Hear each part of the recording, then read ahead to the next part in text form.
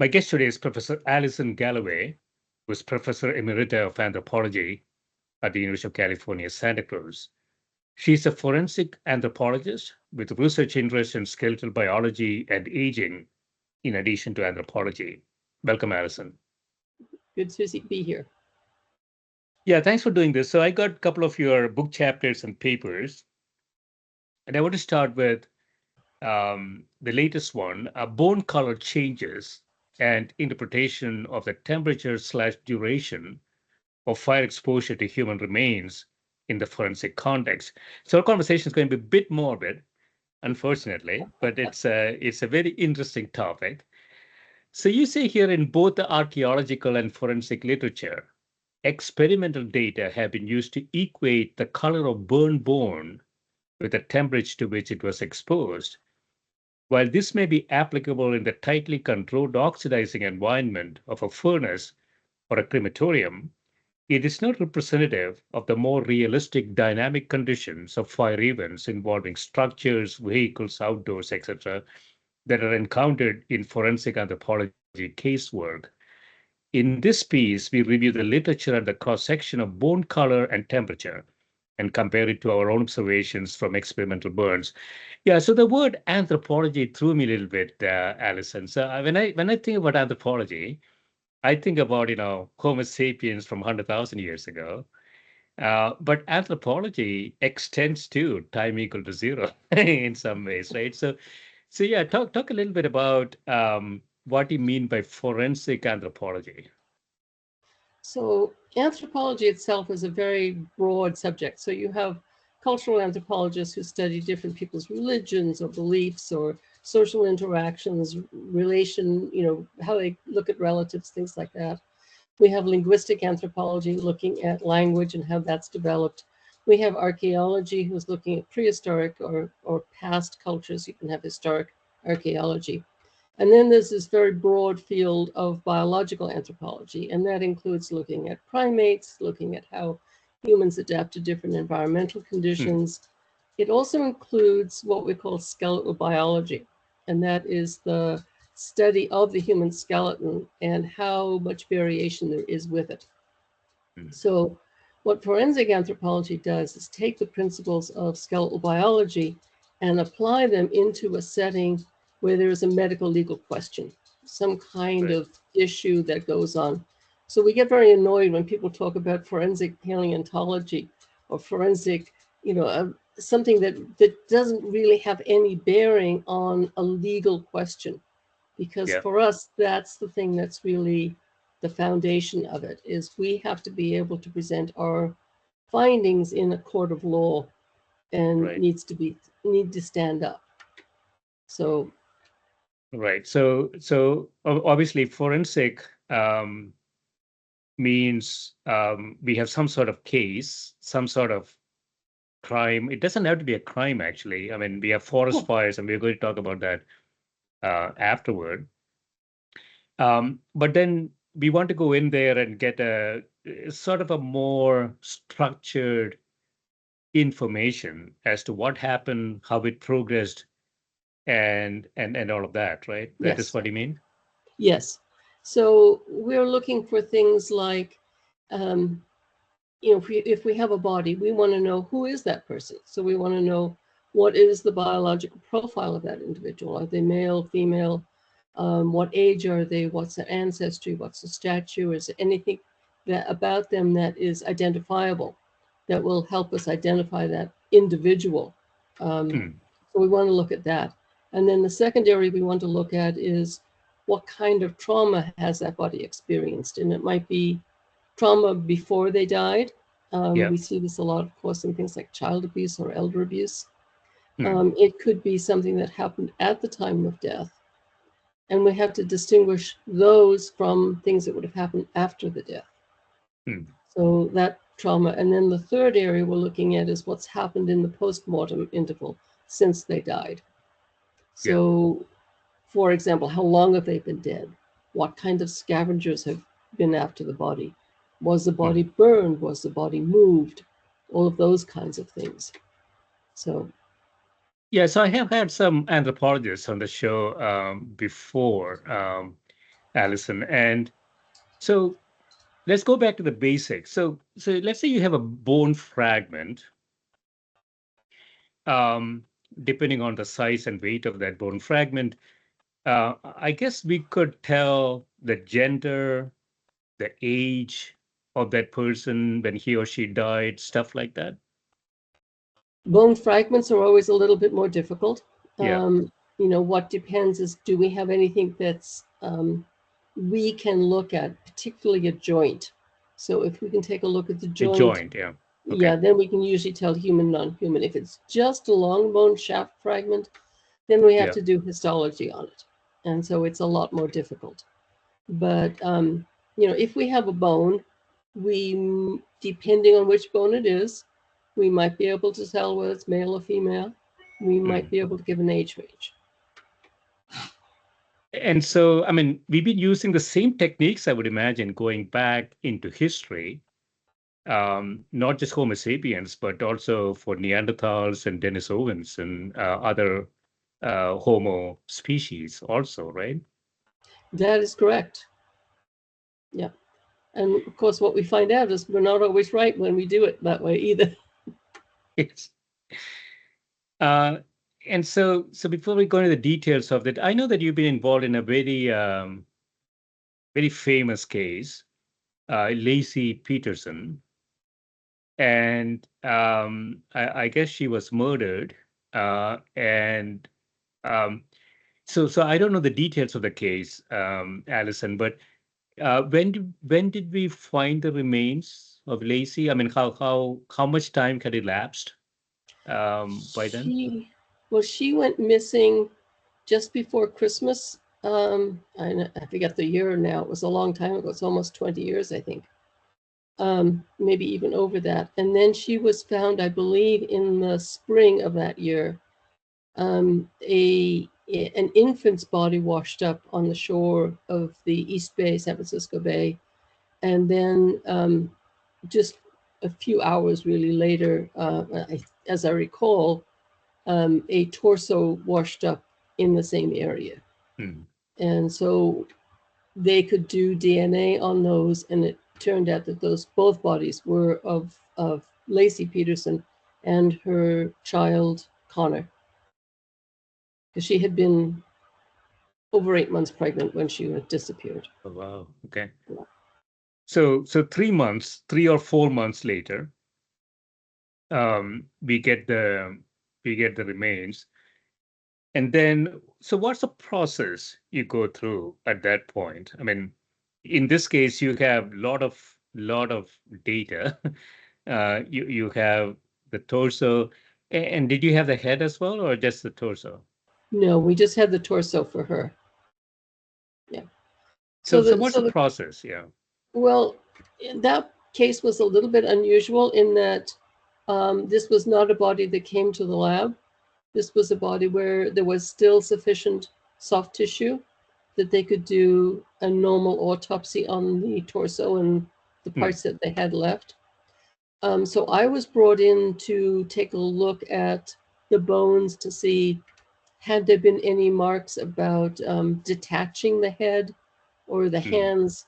Was there something that would explain that, or was this simply part of the decay process? So that was Yeah. one thing. And then the second real big issue was, how old was the baby when it had died? Hmm. Because there was a lot of rumors that she had been kidnapped and held until the baby was born, and then both of them had died together. That there were just a lot of Hmm. hypotheses floating around. Hmm. But you went through that, and there was sufficient evidence or sufficient information to obviously to identify the body, but um, more importantly, how she died. Could we tell how she died? No. No, Okay. no, in that case, and we actually find this fairly often, is on the skeletal material, there was no indication of how she died. But Hmm. that doesn't mean that somebody hasn't been killed, just because it didn't affect the bones, because you could be strangled, you could be smothered, you could Mm. be stabbed if it doesn't go into a bone, you could be shot if it doesn't go into a bone. Right. There could be various kinds of blows that come to the body that may not Mm. cause immediate death, but might cause death over time, but may not affect the bone. So you do a lot of work in skeletal biology. So I'm just wondering, Alison, I know nothing about this. I'm just sort of wildly speculating. So could we tell from the bones how the person died? So what I mean is that, let's say person shot, case A, person strangled, case B, or something else, case C. Could we tell purely from the bones how that happened? If those injuries affected the bones, yes. So if somebody Yeah. is shot, and typically that's going to be, very often it's a headshot. Okay. So typically what you will see is a round entry wound, which will Yeah. have beveling on the inside, because it's like anytime you hit, like a rock hits your windshield, it Mm. makes that little cone. Yeah. And it's the same thing when a bullet hits the skull. It makes a little cone, so it pops off that little piece of bone on the inner part. And then as the bullet goes Mm. actually through the head, on the Yeah. other side, it does the reverse. So we can tell that that is consistent with what we would typically think of as a gunshot wound. We Yeah. tend to say that that's a high velocity projectile, because it could be something else. It could be a bolt from a crossbow, something like that. But it's Mm. coming in very fast. I Also, mean, those kinds of yeah. things also cause radiating and concentric fractures as well. So we can often sequence Yeah. Yeah. um, those. So the oxygen starvation, I'm thinking it's like a strangulation or something like that. Um, doesn't really provide any indication in the bones. I mean, let's say we just have the bone. It can, because you do have right here, you have the hyoid, which Yeah. is a little sort of U-shaped bone that comes up in this area. Sometimes when somebody is being strangled up in here, they will actually break part of the hyoid. Mm. And then further down, you have the cricoid and thyroid cartilage. Those tend to ossify as we get older.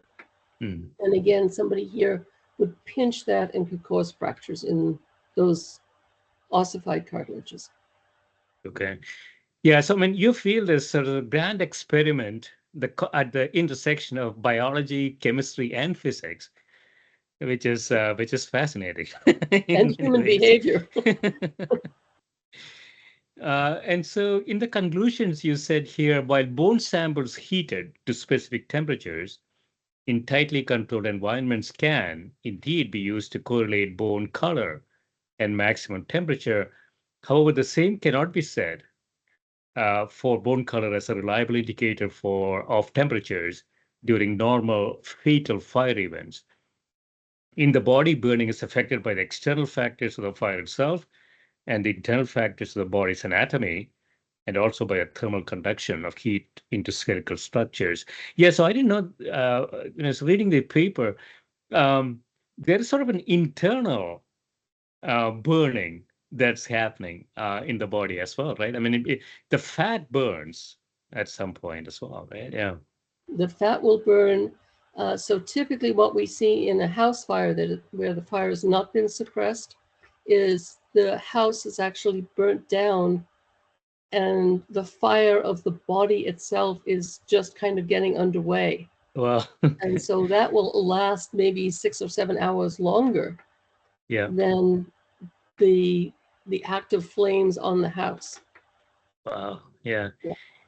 I mean, we had I don't know what the current status is, but a spontaneous combustion thing for humans. Is that a thing, or is it just as speculation? It's not, there is a thing. It's just not Okay. spontaneous. So what we've found is it's what called a very slow, low temperature burn. And typically what's happened is that somebody has died of a heart attack or passed out in a drunken stupor or something like that Hmm. near a heat source. It could be a fireplace, it could be electric fire, it could be a floor radiator. Hmm. And Okay. that heat source causes the skin to eventually crack, and that exposes the fat underneath. That fat Oh. begins to render and catches fire, and then it just slowly burns, just very, very low. Literally, the flames will be 5 or 6 inches tall. So what's the temperature at which the fat burns in a human body? You know, I don't know off the top of my head. Um, what I know is the process, Yeah. and we've had a lot of trouble getting really reliable thermocouple data. And there's just been a new paper out of CSU Chico where Hmm. they've developed a new, fairly reliable and readily available thermocouple that we can Hmm. place on bodies to get those specific temperatures. What Yeah. we Yeah. know is the process. What we don't Okay. know are the specifics. Yeah. I mean, I don't want to give anybody any ideas, Alison, but it seems like suppose I go around with some sort of infrared thing that burns the fat inside the human. I could kill somebody with an infrared Hmm. machine, right? Yeah, I Potentially. think you probably could. Now you're going to Oh. get rid of the body, though. All right. So we invented another way to kill humans. I mean, everybody's trying to do that. So, I mean, this is a very interesting paper here, Addison. So you do a literature review, and a lot of people have been thinking about this from, you say here, Morel, 1934, publishing on French Paleolithic tumulus with buried human remains identified stages of burning, following Franket, 1933, that relied on color primarily until the final three stages. Yeah, they talk a little bit about the stages. You see here, stages began with a yellowish hue, transitioning into a light and then a dark brown. The fourth stage was black. The fifth through seventh stages were from indigo blue to a blue gray and then white. Yeah, that is quite complex. So they talk a little bit about what's the chemistry going on there. Well, very basically, what is happening is typically the bone is covered with a lot of soft tissue. There is a fat layer, superficial, the subcutaneous fat, then muscles, and then there's the osteum, periosteum layer, and then there's the bone. So typically the bones are fairly well protected. So many bodies that you see that are burned and burned beyond recognition, the bones themselves are unburned. Hmm. But what happens is because of the way the body moves during the fire, where the elbows come out, the knees come out, those tend to get burned more rapidly than, say, the middle of the thigh or the buttocks.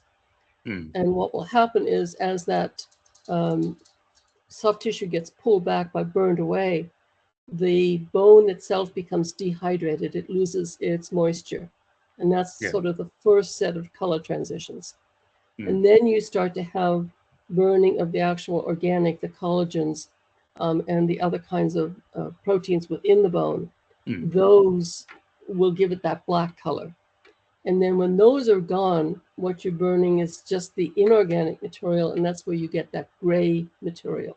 Hmm. If the heat actually continues, you can melt the crystals of the bone, and it goes almost glass-like. And that's Hmm. not very common. The problem we have is that people have taken these little tiny blocks of bone, done a Yeah. very beautiful controlled scientific study. They put them in a furnace. They've turned the furnace on to a certain temperature for a certain period of time, and Very then controlled. very controlled. Yeah. And yes, when you do that, you will come up with different colors at different temperatures. Hmm.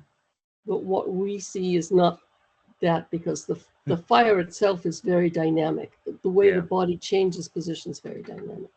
Yeah.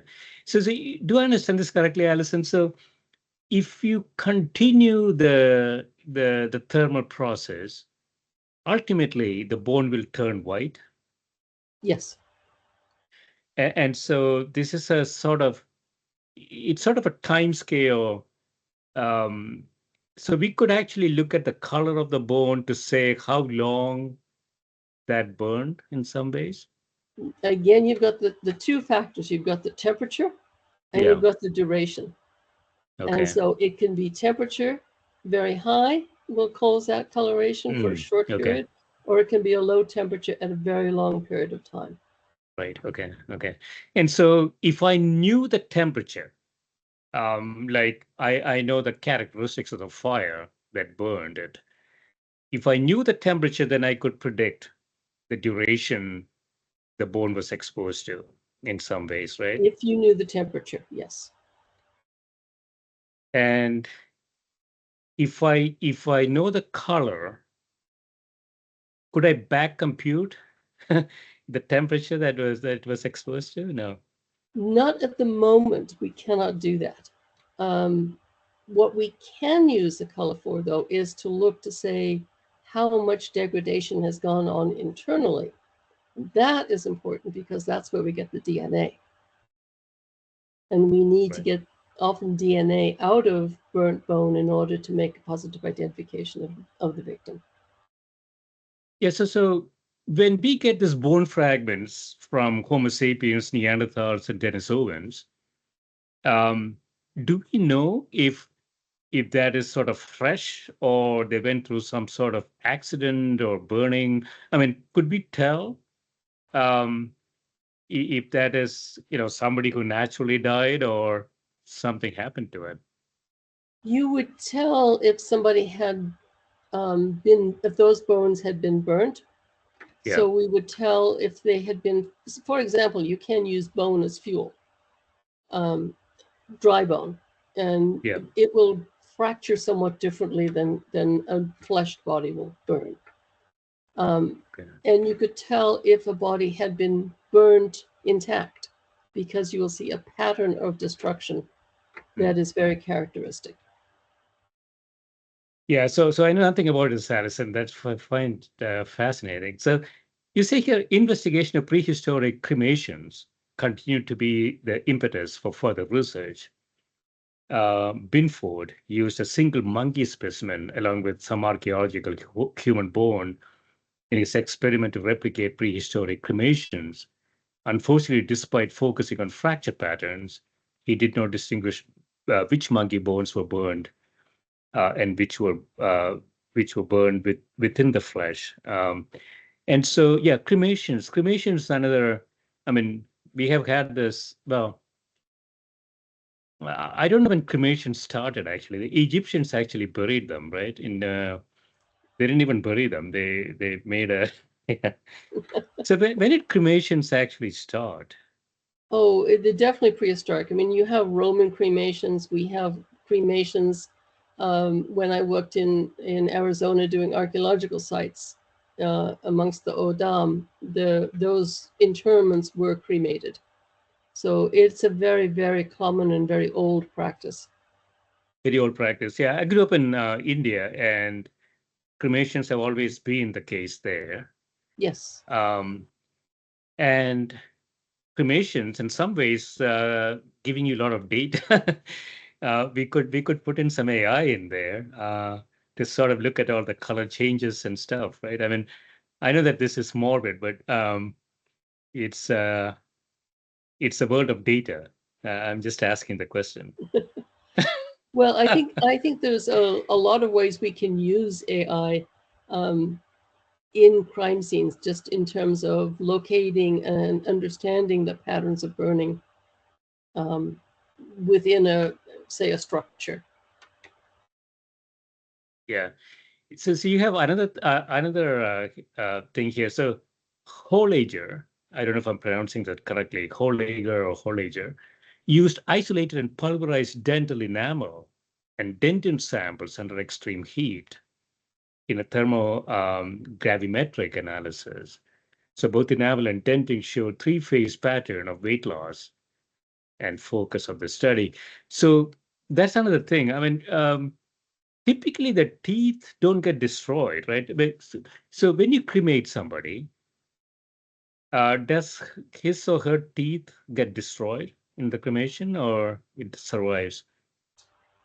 Yes and no. So what happens is you've got two components to a tooth. You have the enamel crown, which Yeah. is largely mineral, and then you have the root and the inside of the pulp chamber, and that is a mixture like bone of organic and inorganic material. So Mm. what happens when you have burning is the inside portion, the root, shrinks. That's one of the things that happens with bone as well. It will Yeah. shrink, and when that happens, it sloughs off or cracks open the enamel. So what we find in a fire scene are fragments of enamel, and then typically the root portion of the tooth.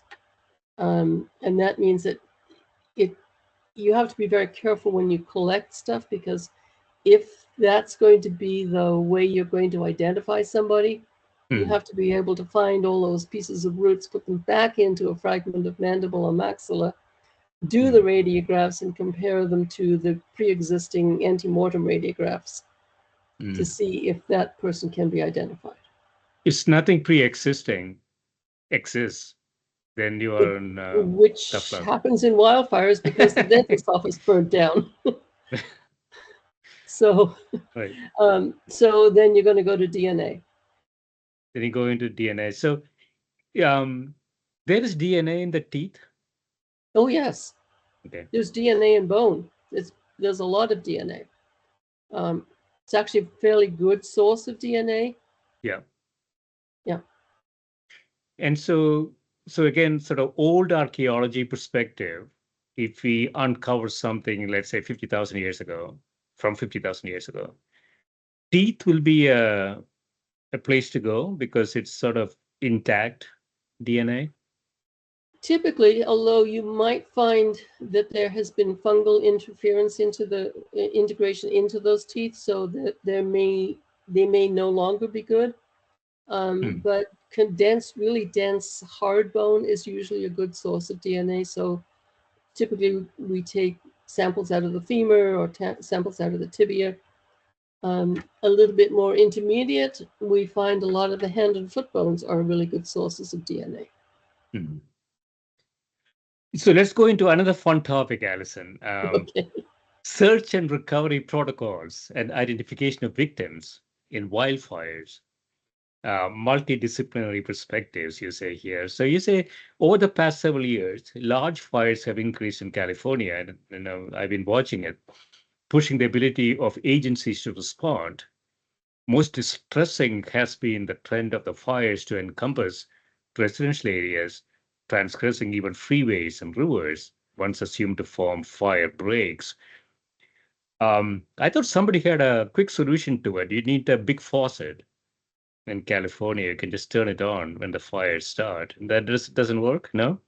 No, it doesn't work. Um, I wish it did, but no, it doesn't.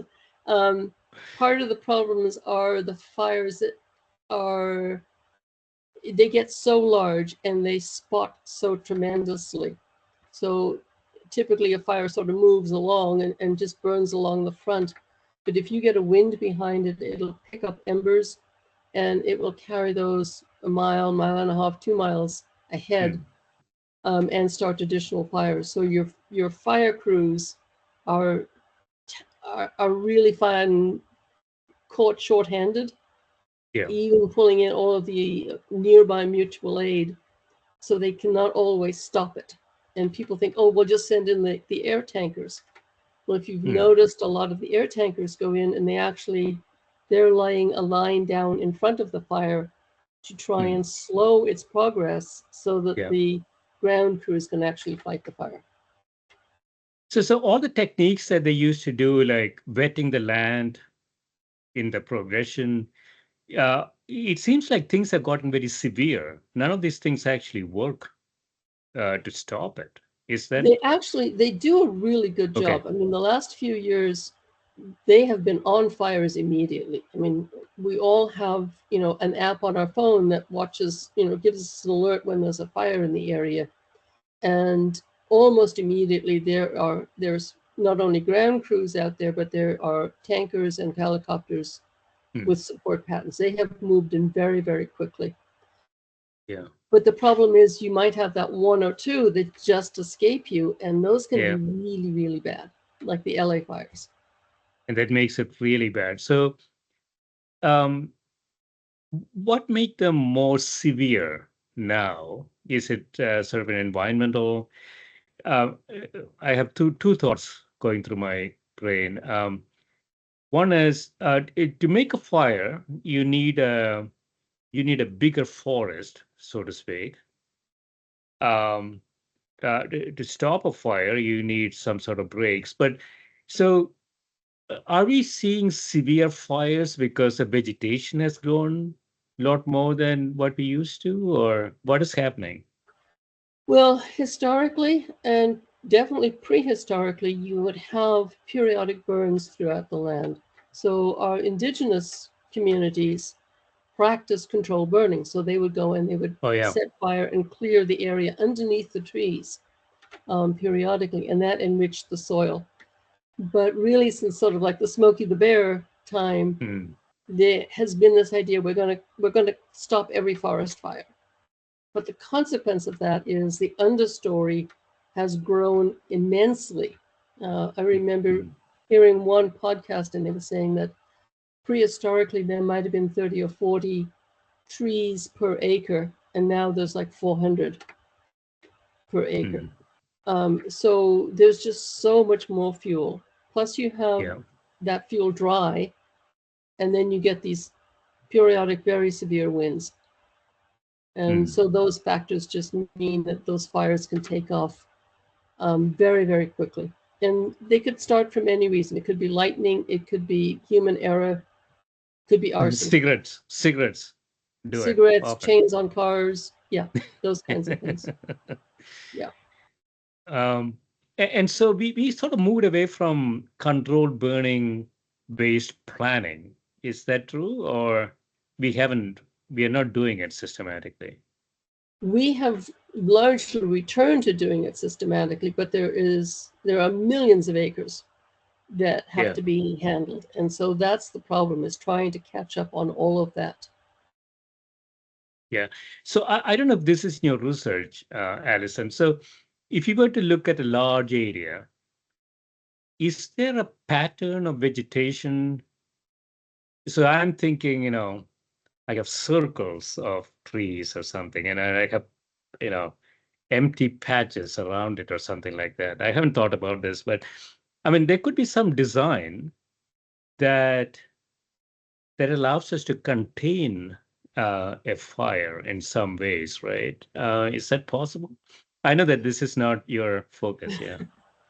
Well, I mean, it's not, but on the other hand, I live in the Sierras, so we all Yeah. have to manage our fire risk that in some way. So, keeping vegetation away from the house, keeping grass trimmed down, keeping, if you have trees, keeping, a 15-foot uh, gap between the ground and the first branches.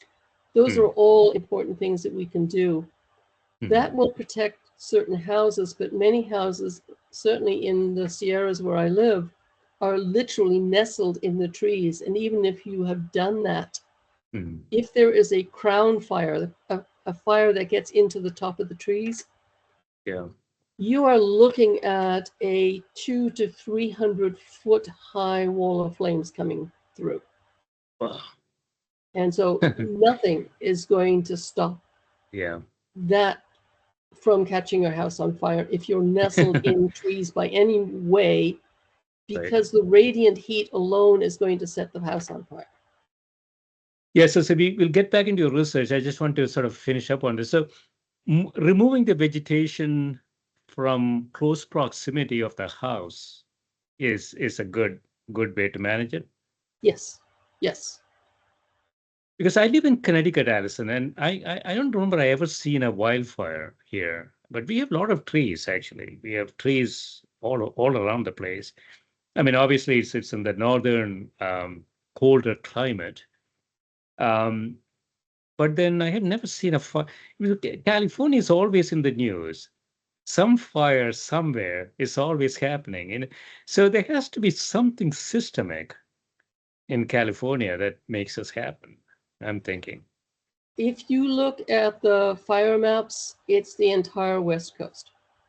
And the Um, West Coast again. yeah, Oregon, Washington, Idaho, going up into Canada. We have very large trees and very dense forest. We have a lot of federal land, Yeah. and the management practice has not allowed fires. So now what you see when we get a large fire is sometimes they're actually letting it burn through in Mm. uninhabited areas or in areas where they have communities that they can protect in order to reduce the fire load, the fuel load for future fires. Yeah. I mean, you could almost write a manual for it, how to reduce the risk of it.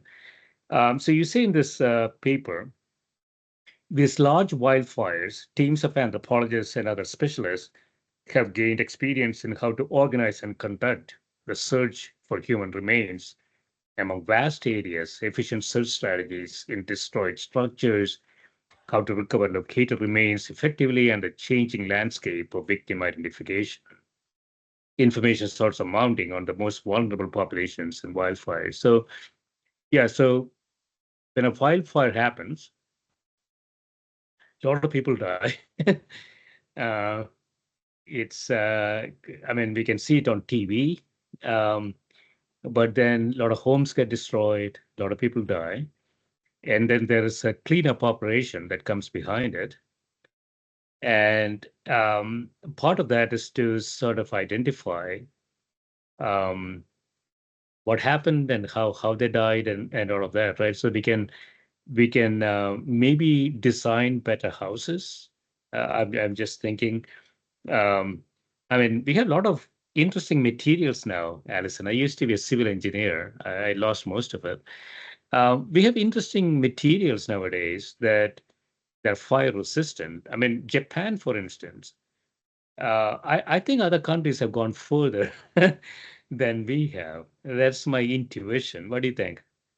I would agree. So when we were down at Malibu, you would see the structures would be burned all along until it hit a new structure, which you could tell was built of fire resistant material. And that would stop that passage of the fire along that stretch of houses. Yeah. So I think there is a lot of stuff we can do, even on older homes like mine. Um, when I bought it, it was covered in cedar shingles. Well, I mean, Yes. it's a beautiful fire, but it's not something I wanted to live in. So, like, pretty much the first thing I did was take that coating, that siding off, and replace it with something that was fire resistant. Right. So, there is a lot of things that individuals can do. Hmm. That's a lot of investment, though. That's the It's issue, an right? investment, yeah, Yeah. and that's what makes it hard, especially because often these fires take place in areas where you have a lot of people on low income. Hmm. They may not even own the home, they may just be a renter. And so they cannot make the investment Hmm. to make it fire safe. And many of them are actually disabled. Um, Yeah.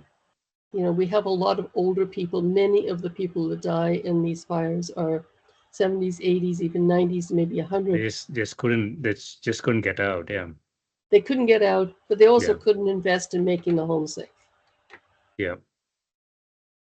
Yeah. I mean, that's a horrible situation.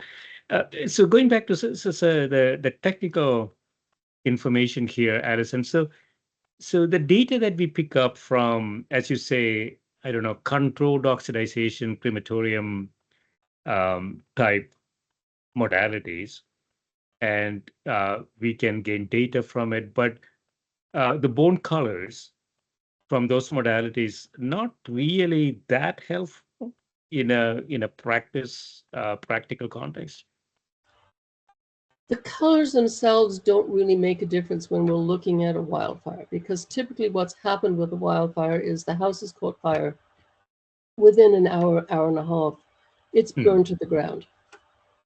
the body that's inside of it may still be relatively intact, and then very much relatively, because it will be completely charred on the outside. Yeah. But the fats are rendering, and that body will burn for another, as I said, 5, 6, 7 hours. Mm. That's what reduces it down to the color of the white bone.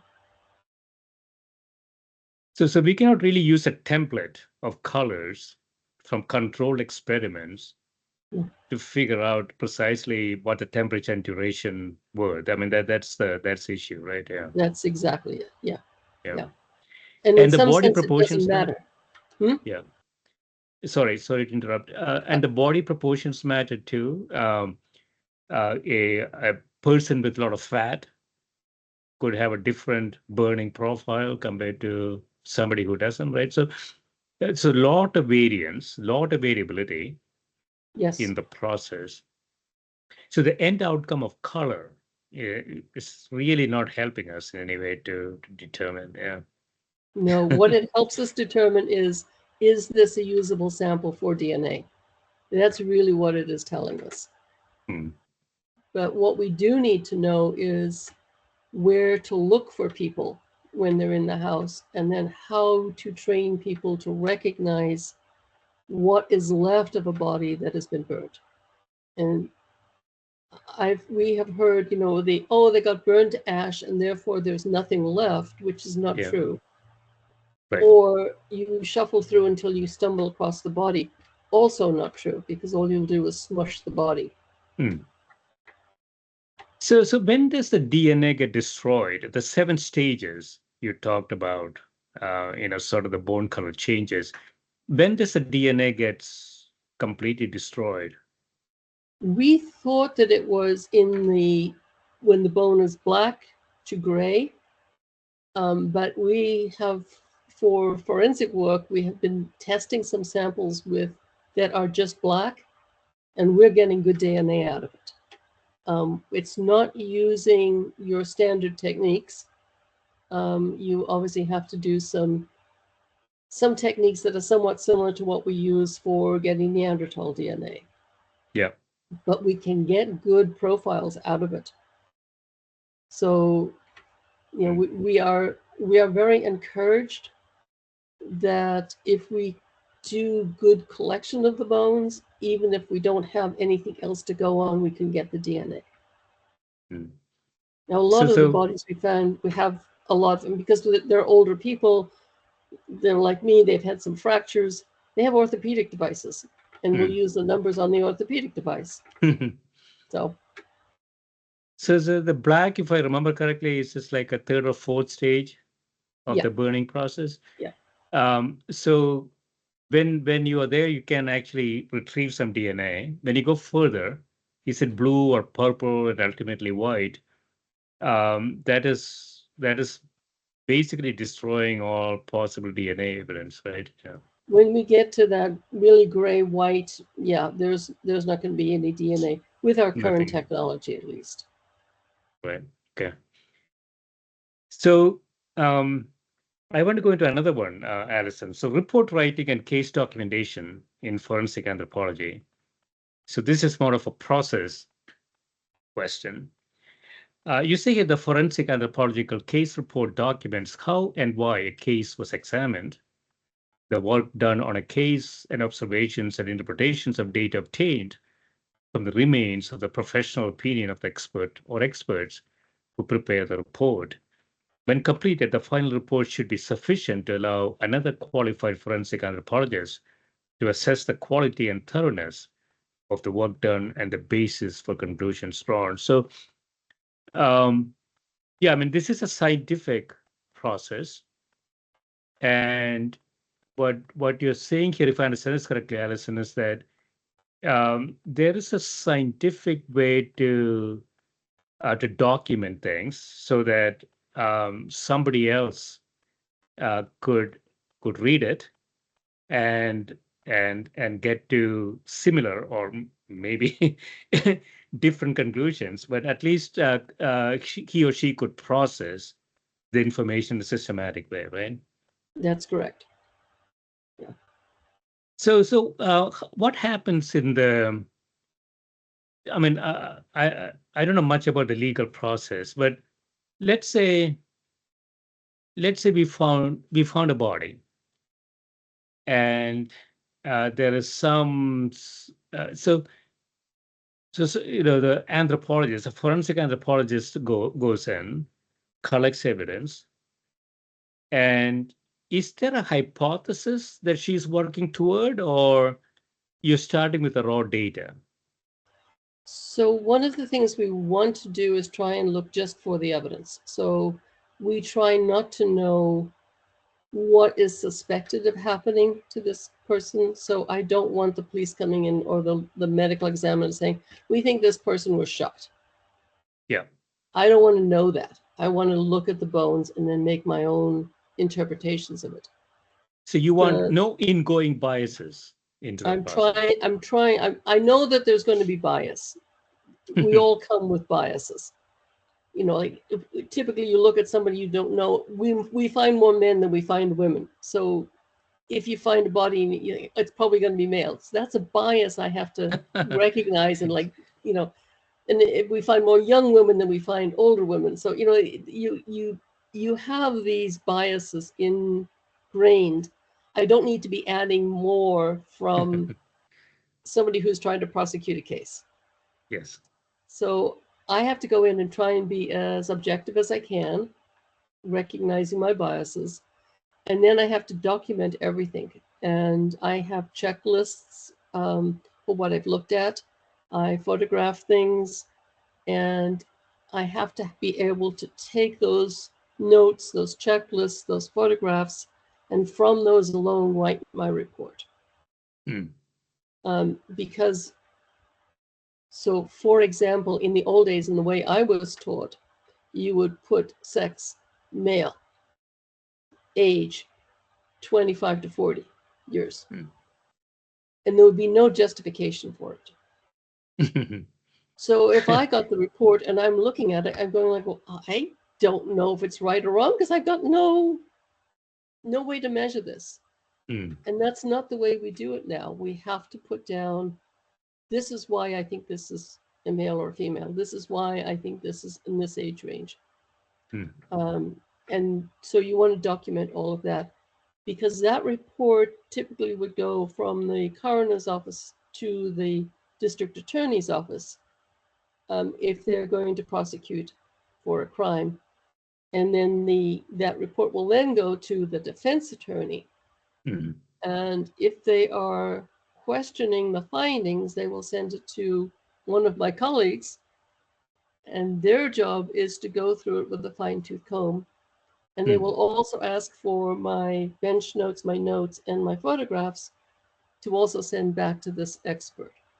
Because the opposing attorney's job is to always make you look like an idiot or a liar. And, right. You're trying to refute that. Because there are a lot of uncertainty. So that nothing is pure. No. But what I'm understanding, Alison, is that there is also a statistical expectation at the onset. Most crimes are committed by, I don't know this, I'm just saying, most crimes are committed by males. Yeah. And most crimes are committed by young males, maybe. Quite a few. And so you have a statistical expectation that you cannot avoid because, I mean, you already know the data. I mean, you cannot flush the data down a toilet or something. And so that's a bias we are talking about. But then how does it figure into further exploration? That requires a really, truly scientific process to assure that we are not being, sort of deviated by statistical expectations. It is very difficult. So that's why, so for example, I usually have no idea who the defendant or the alleged perpetrator is. And I don't care. My findings should apply no matter who they charge with the crime, because I'm looking at the victim. So first of all, I've got to be sort of focused on the victim and not on this larger case that somebody is constructing. Yeah. Which is one of the reasons we typically are not part of an investigation team, even though that's how it's usually portrayed on television. We are independent expert witnesses, and I am as likely to also testify for the defense in a case as the prosecution. And Yeah. I may testify being brought on by the prosecution, but if the defense asks me a question for which the answer is not going to help the prosecution, I have to answer honestly, Yeah. even if it's helping the defense. And so that's something you always have to think about. Does AI help you in any way? I know that AI is improving. I'm not a big fan of AI, but it seems to be improving. So suppose you show all your samples to an AI program. Do you think it'll come up with reasonable hypotheses and possibilities? I think it could. I mean, one area where I could see AI being really helpful is in things like blunt force trauma. So with blunt force trauma, we have patterns of fractures, particularly on the skull, that may have come from multiple blows, but also could be compaction fractures. So somebody may be lying on the ground, they get hit on one side of the head, this side of the head is against the ground, and of course it just compacts the brain, so we get fractures on both sides. I think training AI to interpret the fracture patterns might be really helpful for us to differentiate compaction fractures versus multiple blows. How many blows, where are they coming, which ones are first, because sometimes these are very complex fracture patterns. So, yeah, I think that's very doable. Yeah. It's very doable, I think. Yeah. Yeah. So that's a technology that's going to help you in the future. I think in the long run it will. Yes. Yeah. Yeah. Excellent. Yeah, this has been great, Alison. Anything else you want to share with the audience? No, I think, this is a field that is evolving as the technology and the questions evolve. So it's one that's still growing, and we don't know where it's going. It's grounded in very traditional skeletal biology, but that's not where it is now, and that's not where it's going. Yeah, I mean, in a more long-term sense, if we are successful in finding the culprits systematically, crime should decline over time. And so, I mean, this is a combination. I mean, your field is biology, chemistry, and physics, as I said before, and it's a lot of data. And so now perhaps we can use some AI techniques to interpret it a lot more efficiently. But if you're in a position to catch anybody who does a crime very quickly, then crime should decline. I mean, that's my economic perspective. What do you think? People still act stupidly. Stupidity we cannot cure. Yeah. I don't think we can cure that. And most crimes are not things that people really think through. They are crimes that occur in the heat of the moment, out of aggravation, whatever. And then people are left with a dead body, which is damned hard to get rid of. So, I don't think we're going to be able to squash crime and still have a reasonable set of freedoms with which the rest of us can live. So you have job security, Alison. Your work is going to continue. I don't think we're going to get any closer. I don't think so. Well, after all, we all have to die. So at some point. Yes. Excellent. Yeah. Enjoy life in Volcano, wherever that is. And yeah, I really enjoyed talking with you. Thank you. I enjoyed Thank you for talking spending with you time with too. me. Thank you. Okay. Bye-bye.